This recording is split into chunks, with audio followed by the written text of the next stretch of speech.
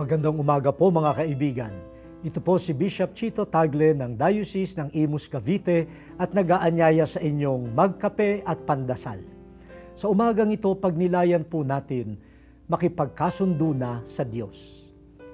Isa sa malimit nating marinig na pangaral mula sa mga magulang at nakatatanda kapag may alitan ay magkasundo na kayo.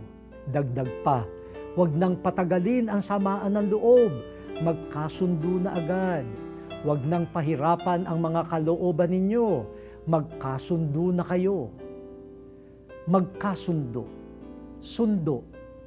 Pag may batang pumapasok sa paaralan at hindi pa kayang mag-isa pa uwi, siya ay sinusundo. Kailangan ng sundo ng isang taong hindi pa alam ang daan para maiwasan ang pagkaligaw o sakuna.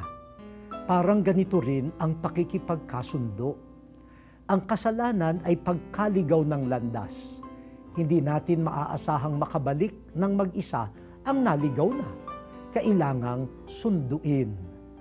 Ang pakikipagkasundo ay ang pag-aakayan ng nagkahiwalay upang sabay silang muling maglakbay. Sa Kwaresmang ito, makipagkasundo sa Diyos. Di natin kayang maglakbay mag-isa. Siya ang ating mabuting tagasundo. Sumunod tayo sa Kanya. Manalangin tayo.